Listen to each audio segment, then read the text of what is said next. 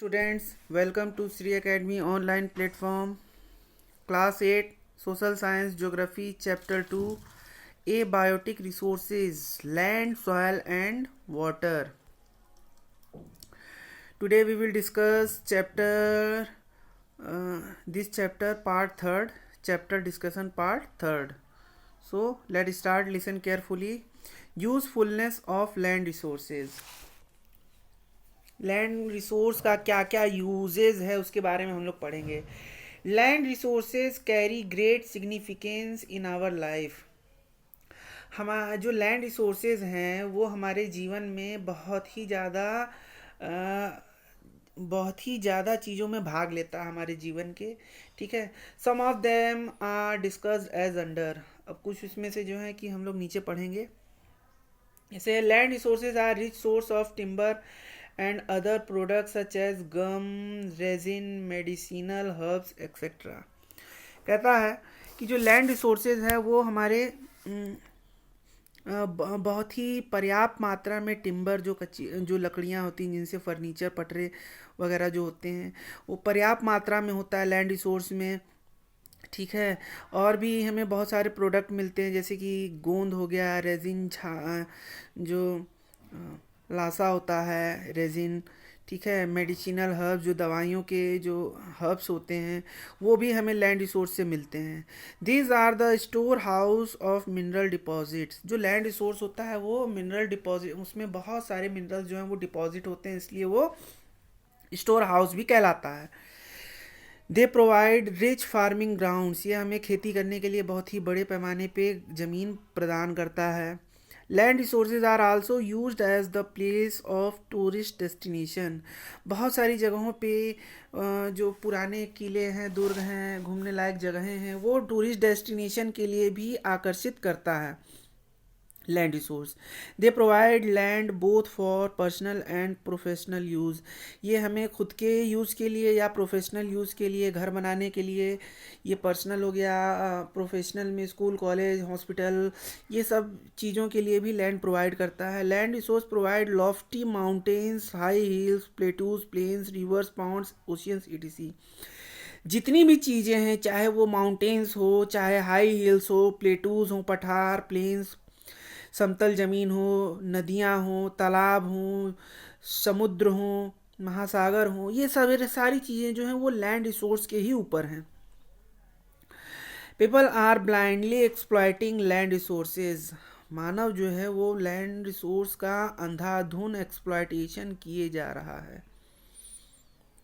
By building up houses, commercial areas and complexes in the cities. कैसे कर रहा है? बिल्डिंग बना के कर रहा है, घर बना के कर रहा है, कॉमर्शियल एरियाज बना के कर रहा है, कॉम्प्लेक्स बना के कर रहा है. Whereas in the rural areas agriculture land is growing day by day. जबकि गांव के जगहों पर, जो ग्रामीण इलाके हैं, वहाँ पे लोग जंगलों को काट काट के खेती के लिए ज़मीन बनाते चले जा रहे हैं. These activities result into the degradation of land. और ये सारी एक्टिविटीज़ जो हैं, ये जो जितनी क्रियाकलाप हैं, ये सब चीज़ें लैंड को डिग्रेड करती हैं, लैंड के ग्रेड को घटाती हैं. Land slide, soil erosion and desertification. क्या होता है इससे? डिग्रेडेशन ऑफ लैंड भी होता है, लैंड स्लाइड, भूस्खलन होता है, सॉइल इरोजन, मिट्टी का बह जाना, डिजर्टिफिकेशन, रेतीकरण, ये सब चीज़ें जो हैं होती हैं. To control the degradation of land resources. Land resources के डिग्रेडेशन को रोकने के लिए द कंजर्वेशन इज़ एसेंशियल. इसका बचाव बहुत ही ज़्यादा ज़रूरी है. Conservation of land resource. Conservation of land resource के बारे में पढ़ेंगे. The conservation of land resource refer to the careful use और proper management of these resources so that they may continue be used. Conservation of land resource. Land resource conservation का मतलब होता है कि इसका प्रॉपर तरीके से मैनेजमेंट किया जाए या केयरफुल तरीके से यूज़ किया जाए, ताकि ये आगे भी लगातार हम इसे यूज़ करते रहें. The conservation of land resource is essential to save them for the next generation. Land resource के conservation जो है वो बहुत ज़्यादा ज़रूरी है आने वाली पीढ़ी के लिए भी. Even the survival of human being depends upon the availability of this resource. जबकि और यहाँ तक यह भी सत्य है कि जो मानव जाति का जो सर्वाइवल है या जो जितने भी लिविंग बींग्स हैं सबका सर्वाइवल जो है वो लैंड रिसोर्स पे ही निर्भर करता है। The following measures can be adopted to conserve land resource को कंजर्व करने के लिए फॉलोइंग मेजर्स जो हैं वो अडॉप्ट किए गए हैं। पहला है degradation rate of land should be checked. जो किसी भी ज़मीन का डिग्रेडेशन रेट है उसे हमेशा चेक किया जाना चाहिए। More trees should be grown, ज़्यादा से ज़्यादा पेड़ उगाने चाहिए, लगाने चाहिए। Land should be reclaimed for the main use, सही ज़मीन का सही तरीके से यूज़ किया जाना चाहिए। ओवर ग्राजिंग शुड बी कंट्रोल्ड, किसी भी ज़मीन को किसी भी घास के मैदान को ओवर ग्राजिंग नहीं करवाना चाहिए, जानवरों से ज़्यादा नहीं चरवाना चाहिए। Use of chemical pesticide and fertiliser should be regulated, किसी भी केमिकल फर्टिलाइजर्स या पेस्टिसाइड्स का यूज़ जो है वो कम से कम किया जाना चाहिए। Use of bio fertilisers should be encouraged, bio fertilisers हैं जैसे काउ डंग्स हो गए, ये सब जो ऑर्गेनिक फर्टिलाइजर्स हैं, जो सब्जी वगैरह से पत्तों से सड़ के जो फर्टिलाइजर्स बनाए जाते हैं उन सब का यूज़ करना चाहिए केमिकल फर्टिलाइजर्स के अलावा। फिर है हमारा नेक्स्ट है लैंडस्लाइड। लैंडस्लाइड में क्या है? Landslide are the slippery masses of rocks, earth और debris which move by force of their own weight down mountain slopes और रिवर बैंक। जो लैंडस्लाइड्स होता है कि ये स्लिपरी मास होता है पत्थर का, चट्टान का, मिट्टी का, जो कि अपने ही वजन से ढह जाता है, जो कि माउंटेन के ढलान में होता है या नदी के किनारे होता है, ये अपने ही वजन से ढह जाते हैं। तो फिजिकल डैमेज और कैजुअल्टीज़, इससे जो है वो बहुत ही ज़्यादा फिजिकल डैमेज होता है और कैजुअल्टीज़, लोग घायल होते हैं। It causes huge loss of life and properties, इसमें जो लैंडस्लाइड है इससे बहुत ज़्यादा लाइफ और प्रॉपर्टीज़ का भी लॉस होता है। Following steps can be taken to minimise the adverse impact of landslide. Landslide के प्रभाव को घटाने के लिए कुछ स्टेप्स जो हैं वो हमें अपनाने चाहिए, जैसे use hazard mapping to locate areas prone to landslide. ऐसे एरियाज जहाँ पे लैंडस्लाइड आम है, आता ही रहता है, ऐसे एरियाज को डिनोट करना चाहिए मैपिंग से, हैज़ार्ड मैपिंग से। फिर है retaining walls can be build to stop land from slipping. ज़मीन को खिसकने से रोकने के लिए आगे जो है वो मजबूत दीवारें बनानी चाहिए। Increase vegetation cover to control landslide, अगर हम वेजिटेशन इंक्रीज करेंगे जिससे कि ज़मीन जड़ जो है ज़मीन को पकड़ के रखेगी और लैंडस्लाइड होने से रोकेगी। Engineer structure with strong foundation should be use in the areas prone to landslide. Landslide prone areas में जो भी घर बनाने चाहिए उनकी जो फाउंडेशन है वो बहुत ही ज़्यादा इंजीनियर स्ट्रक्चर से मजबूत होनी चाहिए। नेक्स्ट है सॉइल रिसोर्सेज। सॉइल रिसोर्सेज के बारे में पढ़ेंगे। Soil refers to the thin layer of grainy substance covering the surface of the earth. Earth के सरफेस पे जो एक लेयर होती है ग्रेनी सबस्टेंस की, उसे सॉइल कहते हैं। It is closely related to land, ये हमारे ज़मीन से बहुत ही ज़्यादा करीबी होती है। The quantity of land is determined by it's soil cover, किसी भी ज़मीन की क्वालिटी जो है वो सॉइल कवर से ही नापी जाती है। फिर है soil is formed by the disintegration of rocks and decade organic matter by living organisms water and air. जो सॉइल का फॉर्मेशन होता है वो कैसे होता है? डिसइंटीग्रेशन ऑफ रॉक्स के टूटने फूटने से और किसी भी ऑर्गेनिक मैटर के डिकेइंग होने से, पानी से और एयर से, ये सब के मिक्सचर से सॉइल बनता है। Soil is vital for an area as it govern the agriculture pattern of the area. जो सॉइल होता है वो किसी एरिया का वो वाइटल रोल निभाता है, क्योंकि ये हैंडल करता है, गवर्न करता है किसी भी पर्टिकुलर एरिया के एग्रीकल्चर पैटर्न को।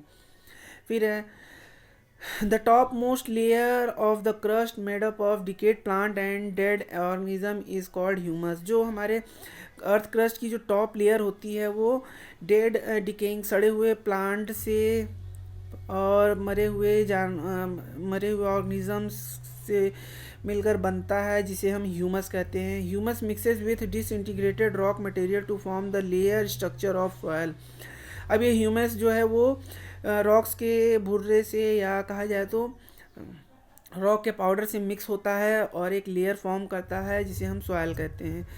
This layered structure which spread from the bedrock to top surface layer is known as the soil profile।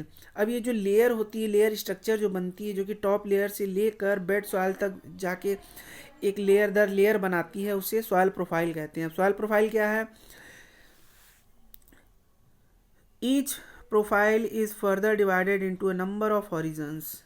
जो एक सॉइल प्रोफाइल में जितनी भी लेयर हैं, जो प्रोफाइल हैं, वो नंबर ऑफ हॉरिजन्स में डिवाइड होती हैं। यहाँ पे देखिए सॉइल प्रोफाइल का थोड़ा सा प्लांट लेटर है, उसके बाद टॉप सॉइल, सब सॉइल, बेड रॉक। ठीक है, तो यहाँ पे हम लोग देखेंगे इस फिगर में, ये देखिए आपका टॉप सॉइल है, टॉप सॉइल में ए हॉरिजन है, फिर है सब सॉइल को बी हॉरिजन कहते हैं, फिर फ्रेगमेंटेड रॉक्स मटेरियल हैं जिसे सी हॉरिजन कहते हैं, उसके बाद बेड रॉक और पेरेंट रॉक्स है। तो ये हमारा सॉइल प्रोफाइल होता है। ठीक है, अब उसको लाइन बाय लाइन देखते हैं। हॉरिजन या टॉप सॉइल। टॉप सॉइल क्या होता है? It contain humus and फाइनर particles rocks, it is upper most horizon of the soil profile.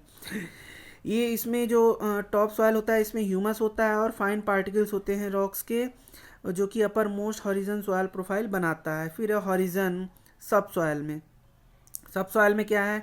It lies below the top soil and contain small rock particle, soluble mineral and iron oxide. अब इसमें क्या होता है? ये top soil के नीचे होता है, इसमें स्मॉल रॉक्स पार्टिकल होते हैं, घुलने वाले मिनरल होते हैं और आयरन ऑक्साइड होता है। Next horizon fragmented rock material. इसमें क्या होता है? It lies below the sub soil and above the parent rock. ये पेरेंट रॉक के ऊपर और सब सॉइल के नीचे होता है। यह स्मॉल रॉक्स, पत्थरों के छोटे छोटे टुकड़ों से मिलकर बनता है। Came from the parent rock, जो कि पेरेंट रॉक से बनकर आते हैं।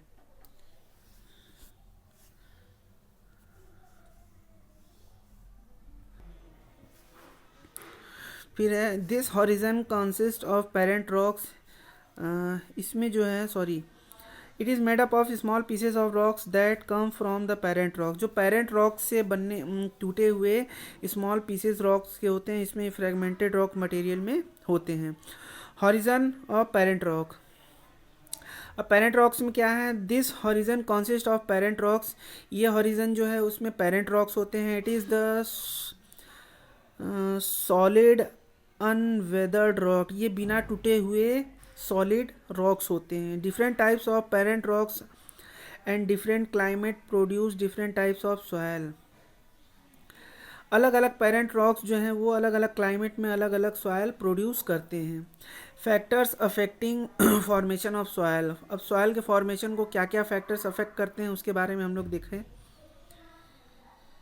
तो ये देखिए यहाँ पे पेरेंट रॉक्स है, फिर रिलीफ है, फिर क्लाइमेट है, टाइम है और natural vegetation, wild life, micro organism. तो पहला है पेरेंट रॉक्स। पेरेंट रॉक्स में it determine the colour, texture, chemical properties, minerals content and permeability of the soil. अब ये जो पेरेंट रॉक है ये डिटरमाइन कराता है क्या? सॉइल के कलर को, टेक्सचर को, केमिकल प्रॉपर्टीज़ को, मिनरल कंटेंट को, परमिएबिलिटी को किसी भी सॉइल की। Parent rock is the source of fragmented material that make up the soil. जो पेरेंट रॉक है वो फ्रेगमेंटेड मटेरियल प्रोवाइड करता है किसी भी सॉइल के फॉर्मेशन के लिए। फिर है relief. Both the altitude and slope of the relief determine the soil formation in many ways। Altitude हो गया या किसी भी जगह का स्लोप हो गया, ये डिटरमाइन कराता है किसी भी सॉयल फॉर्मेशन को बहुत सारे तरीक़ों से। Steep slope have thin soil layer. Steep slope में जो सॉयल की लेयर होती है वो ढल जाने के कारण थिन होती है, पतली होती है। Whereas the gentle slope have thick and deep layer of soil. जबकि जेंटल स्लोप में जो सॉयल की लेयर होती है वो थिक या गहरी होती है। फिर है नेक्स्ट क्लाइमेट। क्लाइमेट में क्या है, temperature and rainfall are the most significant climate variable that affect the process of soil formation. Temperature हो गया और वर्षा हो गई, ये दोनों जो हैं वो बहुत ही ज़्यादा सिग्निफिकेंट क्लाइमेट वेरिएबल हैं जो कि सॉइल के फॉर्मेशन को अफेक्ट करते हैं। Both help in the decay and decomposition of the parent rock. ये दोनों जो हैं पेरेंट रॉक्स के डिके और डिकम्पोजिशन में हेल्प करते हैं। फिर नेक्स्ट है time. Time it determine the thickness of the soil profile. Soil profile की थिकनेस को डिटरमाइन कराता है time. Soil formation is not an immediate process. जैसा कि हम लोग जानते हैं कि जो सॉइल का फॉर्मेशन है वो तुरंत का प्रोसेस नहीं होता। It takes hundreds of years, में 100 साल लगते हैं, हज़ारों साल लगते हैं सॉइल फॉर्मेशन में। फिर है next natural vegetation, wildlife and microorganism. Plant and animals play an important role in soil formation. जैसा कि हम लोग जानते हैं कि प्लांट और एनिमल दोनों ही बहुत ही अहम रोल निभाते हैं सॉइल के फॉर्मेशन में। The decay plant and material adds humus to soil. जो सड़े हुए प्लांट जो होते हैं, मटेरियल होते हैं, ये सब सॉइल में ह्यूमस प्रोवाइड कराते हैं। While the root of the plant hold the soil and prevent soil erosion. जबकि जो पेड़ की जड़ होती हैं वो मिट्टी को पकड़ के रखते हैं और सॉइल इरोजन से बचाते हैं। Bacteria, fungus, protozoa cause decay the plant and animal. Plant और एनिमल के सड़ने गलने में बैक्टीरिया, फंजाई, प्रोटोजोआ हेल्प करते हैं। फिर है degradation of soil. Soil degradation के बारे में पढ़ेंगे। The proper use of soil has become essential. किसी भी सॉइल का प्रॉपर यूज़ वो बहुत ही ज़्यादा ज़रूरी होता है, क्योंकि it directly affect our food related demands. ये हमारे खाने की ज़रूरत की डिमांड्स को अफेक्ट करता है। Soil has certain properties such as fertility, ability to retain air and moisture that enhance the agricultural production. अब सॉइल जो है उसमें बहुत सारी प्रॉपर्टीज़ होती हैं, जैसे कि उसकी फर्टिलिटी, एयर रिटेन करने की एबिलिटी और मॉइस्चर की को बढ़ाने की एबिलिटी, एग्रीकल्चर प्रोडक्शन को बढ़ाने की ability. But when any of the soil properties is diminished, अगर इनमें से कोई भी सॉइल प्रॉपर्टीज़ अगर वो घटती है और इंक्रीज और अगर बढ़ती है, सॉइल इरोजन टेक्स प्लेस, तो सॉइल इरोजन हो जाता है। Under the condition of soil erosion, soil erosion की कंडीशन में soil is robbed of fertility and plant fails to grow. अब ऐसी कंडीशन क्या होता है कि सॉइल से जो मिनरल्स होते हैं, जो पोषक तत्व होते हैं, वो निकल जाते हैं और प्लांट जो है वो बढ़ने से रुक जाता है। The kind of degrees of soil erosion depends a lot upon the structure and texture of soil. Soil के टेक्सचर और स्ट्रक्चर पे सॉइल इरोजन की जो डिग्री है वो डिपेंड करती है। Following factors are responsible for causing soil erosion. Soil erosion में फॉलोइंग फैक्टर्स हैं जो कि कॉज करते हैं। पहला है uncontrolled run off surface water. किसी भी सतह पे अनकंट्रोल वे से पानी का बहना, ये सॉइल इरोजन को टेक्स कराता है। ओवर ग्राजिंग ऑफ लैंड, किसी भी लैंड का ज़्यादा चरवा देना जानवरों से, यह भी लैंड सॉइल इरोजन को इन्फ्लुएंस करता है। फिर इन प्रॉपर फार्मिंग टेक्निक्स, किसानी की नैतिक तकनीक को भी जो सॉइल इरोजन को बढ़ावा देती है। फिर डिफॉरेस्टेशन, जंगलों का काटा जाना सॉइल इरोजन को बढ़ावा देता है। Over use of chemical fertilisers and pesticides, chemical fertiliser और पेस्टिसाइड के यूज़ करने से सॉइल की फर्टिलिटी चली जाती है, जिससे सॉइल इरोजन होता है। लैंडस्लाइड से सॉइल इरोजन होता है। फ्लड से सॉइल इरोजन होता है। स्ट्रॉन्ग विंड एंड रेनफॉल, तेज़ हवा से भी मिट्टी उड़ जाती है। रेनफॉल से मिट्टी बह जाती हैं, सॉइल इरोजन होता है। ह्यूमन एक्टिविटीज़ भी बहुत सारी हैं जो कि सॉइल इरोजन को बढ़ावा देती हैं। This human being are responsible for soil erosion, इसलिए ह्यूमन बीइंग भी जो है सॉइल इरोजन के लिए रिस्पॉन्सिबल होता है। देयर एक्टिविटीज़, उनकी activities such as plugging and removal of natural vegetation help the wind, running water and other agent to in the soil erosion. इनकी एक्टिविटीज़ हैं जैसे ज़मीन की खुदाई करना, नेचुरल वेजिटेशन का सफाया करना, ये सब मदद करती हैं हवा को और रनिंग वाटर और भी अदर एजेंट हैं जो कि सॉइल इरोजन में को बढ़ावा देते हैं. So students, I hope you understand this part of exercise, this part of chapter very well. In next video we will continue this chapter, cause this chapter is very big. So keep watching. Thank you for watching.